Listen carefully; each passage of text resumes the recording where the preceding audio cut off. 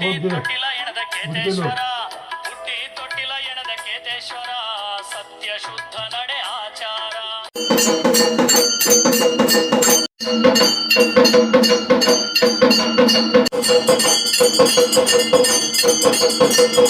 ಕೇತೇಶ್ವರ ಹುಟ್ಟಿ ತೊಟ್ಟಿಲ ಎಣದ ಕೇತೇಶ್ವರ ಸತ್ಯ ಶುದ್ಧ ನಡೆ ಆಚಾರ ಹುಟ್ಟಿ ತೊಟ್ಟಿಲ ಎಣದ ಕೇತೇಶ್ವರ ಸತ್ಯ ಶುದ್ಧ ನಡೆ ಆಚಾರ ಕನ್ನಡ ನಾಡಲಿ ಸನ್ನಡೆ ತೋರಿದ ಮೇದರ ಕುಲಗುರು ಕೇತೇಶ್ವರ ಮೇದರ ಕುಲ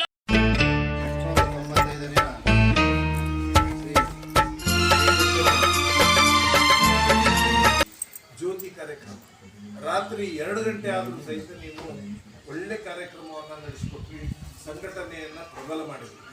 ಆ ಸಂಘಟನೆಯ ರಿಸಲ್ಟ್ ಆಗಿ ಅದರ ಪ್ರತಿಫಲವಾಗಿ ನಾವು 7/1/23ಕ್ಕೆ ಏನು ಚಿತ್ರದುರ್ಗದಲ್ಲಿ ನಮ್ಮ ಮೇದಾರ 35 ವರ್ಷದ ನಂತರ ಮೊಟ್ಟ ಮೊದಲನೇದಾಗಿ ನಾವು ಸಮಾಜದ ಬೃಹತ್ ಸಮಾವೇಶವನ್ನು ಮಾಡಿ ಮುಖ್ಯಮಂತ್ರಿಗಳನ್ನು ಕರಿಬೇಕು, ಕರಿಬೇಕು. ಈ ಒಂದು ಸಂಸ್ಕೃತಿ ವೈಭವವನ್ನು ನಮ್ಮ ಜನರ ಸಂಘಟನೆಯನ್ನು ಸರ್ಕಾರಕ್ಕೆ ಮುಟ್ಟಿಸಬೇಕು ಅನ್ನೋ ಉದ್ದೇಶದಿಂದ ನೀವೆಲ್ಲ ಸಾಕಷ್ಟು ಬಸ್ಸುಗಳಲ್ಲಿ ಆ ಕಾರ್ಯಕ್ರಮಕ್ಕೆ ಬಂದಿದ್ರಿ. ಅಂದಿನ ಶಾಸಕರು ಇರ್ಬೋದು ಅಥವಾ ಮುಖಂಡರು ತಾವೆಲ್ಲ ಸೇರಿಕೊಂಡು ಒಂದು ಲಕ್ಷಗಟ್ಟಲೆ ಜನ ನಾವು ಸೇರಿ 2 ದಿವಸ ನಾವು ಬಹಳ ಸಂತೋಷವನ್ನು ಹಮ್ಮಿಕೊಂಡು ಆ ಭವ್ಯ ವೇದಿಕೆ ಅಂದರೆ ನಾನು ತುಂಬ ನೋಡ್ಬೇಕು ನಾವು ಸಮಾಜದವರು, ನಾವು ನೀವು ಮತ್ತೆ ಮುಂದೆ ನೋಡ್ತೇವೋ ಇಲ್ಲೋ ಅನ್ನೋ ಒಂದು ಭವ್ಯ ವೇದಿಕೆಯಲ್ಲಿ ಅಂದಿನ ಮುಖ್ಯಮಂತ್ರಿಗಳಾದಂಥ ಬಸವರಾಜ ಬೊಮ್ಮಾಯಿ ಅವ್ರನ್ನ, ಕೇಂದ್ರ ಮಂತ್ರಿಗಳನ್ನು, ಶಾಸಕರುಗಳನ್ನು ಮತ್ತು ಇತರೆ ಮಂತ್ರಿಗಳನ್ನು ಎಲ್ಲ ಕರೆದು ದೊಡ್ಡ ಸಮಾವೇಶವನ್ನು ಮಾಡಿದ್ವಿ. ಅವತ್ತೇ ನಮ್ಮ ನಿಗಮವನ್ನು ಚಾಲನೆ ಕೊಟ್ಟು ಇವತ್ತು ಸ್ವಲ್ಪ ಸ್ಲೋ ಆಗಿ ಆ ಕಾರ್ಯ ನಡೆಸಿ ಅಲ್ಲಿ ಕೆಲವೊಂದು ಕೊರತೆಗಳು ಏನೇ ಇದ್ರು ಸಹಿತ ನಾವು ನಮ್ಮ ಕುಲಗುರುಗಳು ಸತತ ಪ್ರಯತ್ನದಿಂದ ಇವತ್ತು ಏನಾಗಿದೆ, ಆ ನಿಗಮದ ಆಫೀಸು ಇವತ್ತು ಬೆಂಗಳೂರಲ್ಲಿ ಓಪನ್ ಆಗ್ತಾ ಇದೆ.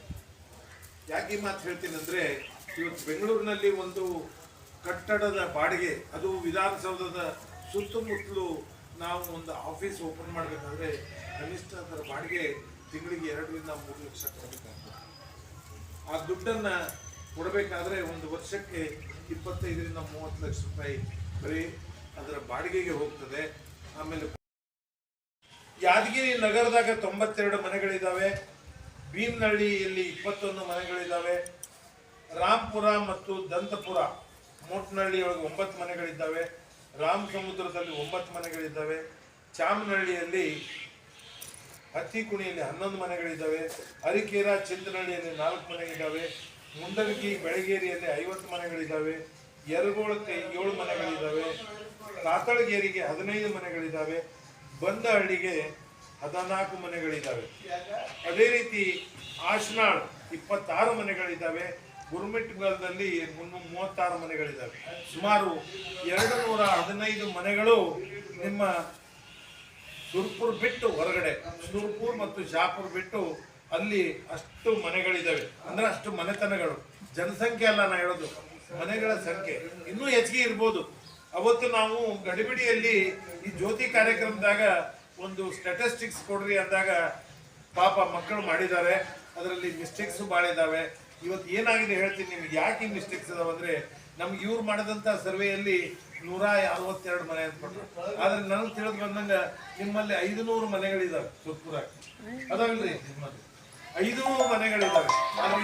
ಮಠ ಬೆಳೀತದೆ, ನಮ್ಮ ಸಂಸ್ಥೆ ಟ್ರಸ್ಟ್ ಬೆಳೀತದೆ. ಆ ಟ್ರಸ್ಟ್ ಬೆಳೆಯೋದ್ರಿಂದ ನಿಮ್ಮ ಮಕ್ಕಳು ಹೈಯೆಸ್ಟ್ ಎಜುಕೇಶನ್ ತಗೊಳ್ತಾರೆ. ಅವರ IAS, IFS, IPS ಟ್ರೈನಿಂಗ್ ಸಹಿತ ಸೆಂಟರ್ನ ನಮ್ಮ ಕುಲಗುರು.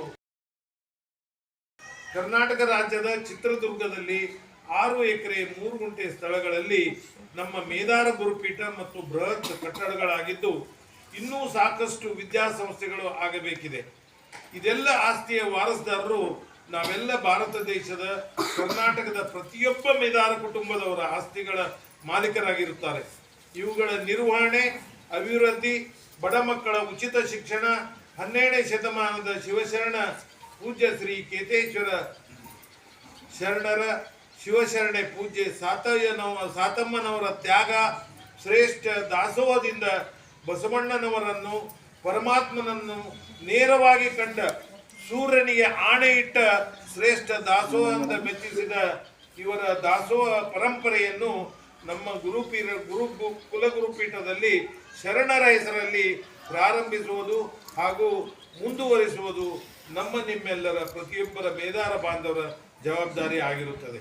ಕಾರಣ ಈ ವಿಚಾರದಲ್ಲಿ ಈ ಕೆಳಗಿನ ನಮ್ಮ ಕುಲಗುರುಗಳ ಸಮಸ್ತ ಮೇದಾರ ಮುಖಂಡರ ಇಚ್ಛಿಸಿದಂತೆ ಈ ಕೆಳಗಿನಂತೆ ಕ್ರಮ ಕೈಗೊಳ್ಳಲು ದೇಶದ ಸಮಸ್ತ ಮೇದಾರ ಬಂಧುಗಳಿಗೆ ಕರೆ ಕೊಟ್ಟಿದ್ದಾರೆ. ನಾವು ನೀವು ಎಷ್ಟು ದಿವಸ ಈ ಪುಣ್ಯ ಭೂಮಿಯ ಮೇಲೆ ನೆಲೆಸುತ್ತೇವೆ ಅಷ್ಟು ದಿವಸ, ಎಷ್ಟು ದಿವಸ ನಾವು ಬಾಳ್ತೀವಿ, ನಮ್ಮ ಆಯುಷ್ಯ ಪೂರ್ತಿ ಅಷ್ಟು ದಿವಸ ಈ ವ್ಯವಸ್ಥೆಯನ್ನು ನಾವು ರೂಢಿ ಮಾಡಿಕೊಳ್ಳೋಣ. ಒಂದು, ಭಾರತ ದೇಶದ ಮೇದಾರ ಸಮಾಜದ ಪ್ರತಿಯೊಬ್ಬ ಮನೆ ಯಜಮಾನರು ತಮ್ಮ ಸಮಸ್ತ ಕುಟುಂಬದ ವತಿಯಿಂದ ಪ್ರತಿ ಸೋಮವಾರ, ನೀವೇನು ಪ್ರತಿ ಶನಿವಾರ ದೇವಸ್ಥಾನಕ್ಕೆ ಬರ್ತಿಲ್ಲ, ಹಂಗೆ ಪ್ರತಿ ಸೋಮವಾರ ಗುರುಪೀಠಿಗೆ ಕನಿಷ್ಠ 20 ರೂಪಾಯಿದಿಂದ 100 ರೂಪಾಯಿ. ಇವತ್ತು ಭಿಕ್ಷಕ್ಕೆ ಬಂದ್ರೆ 5 ರೂಪಾಯಿ 10 ರೂಪಾಯಿ ಹಾಕ್ತೀವಿ ನಾವು. ವಾರದಾಗ ಒಂದು ದಿವಸ ಸೋಮವಾರ 20 ರಿಂದ 100 ನಿಮ್ಗೆ ಎಷ್ಟು ಬೇಕು ಅಷ್ಟು.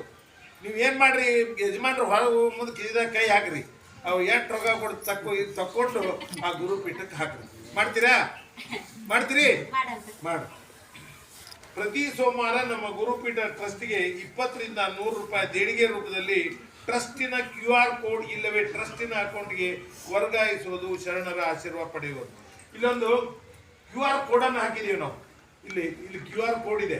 ಈ QR ಕೋಡಿಗೆ ನಿಮ್ಮ ಫೋನ್, ಈಗೇನು ನೀವು ಅಂಗಡಿಗೆ ಹೋದರೆ ಫೋನ್ ಪೇ ಮಾಡ್ತಿರಲ್ಲ, ಹಂಗೆ ಇದಕ್ಕೆ ಇದು ಮಾಡಿದರೆ ಆ ಟ್ರಸ್ಟ್ದ ಹೆಸರು ಬರ್ತದೆ.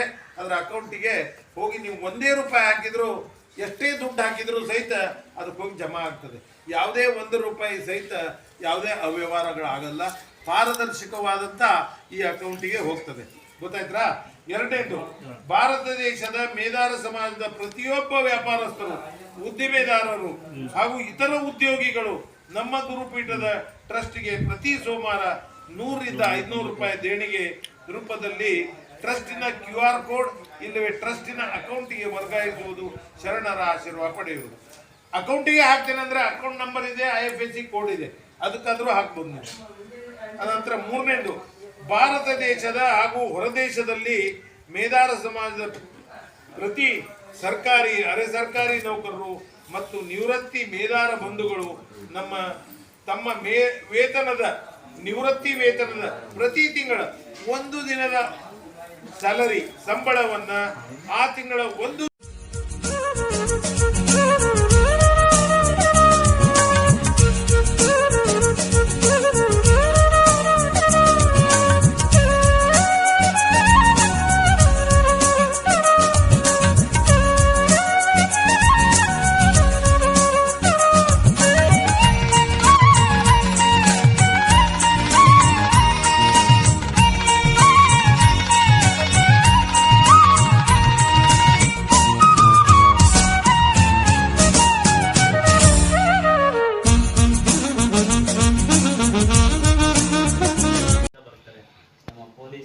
ನಮ್ಮ ಹಿರಿಯ ಮುಖಂಡರು ಅಂತ ಅಧ್ಯಕ್ಷ ಬ್ಯಾಡ ಅನ್ನೋದು ನೋಡ್ತಾ ಇದೆ ಪ್ರಥಮ ಬಾರಿಗೆ.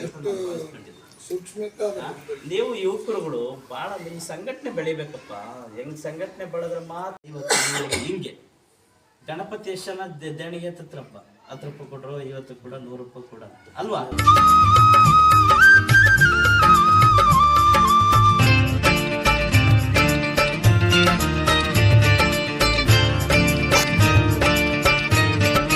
ಬಿದಿರು ನಾನ್ಯಾರಿಗಲ್ಲಾದವಳು, ಬಿದಿರು ನಾನ್ಯಾರಿಗಲ್ಲಾದವಳು, ಹುಟ್ಟುತ್ತಾ ಹುಲ್ಲಾದೆ ಬೆಳೆಯುತ್ತಾ ಮರವಾದೆ, ಹುಟ್ಟುತ್ತಾ ಹುಲ್ಲಾದೆ ಬೆಳೆಯುತ್ತಾ ಮರವಾದೆ, ಪ್ರತಿಯೊಬ್ಬ ಸ್ತ್ರೀಯರಿಗೆ ತೂಗುವ ತೊಟ್ಟಿಲಾದೆ, ಸುಂದರ ಸ್ತ್ರೀಯರಿಗೆ ಕೇರುವ ಮೊರವಾದೆ, ನಾನ್ಯಾರಿಗಲ್ಲಾದವಳು ಬಿದಿರು ನಾನ್ಯಾರಿಗಲ್ಲಾದವಳು.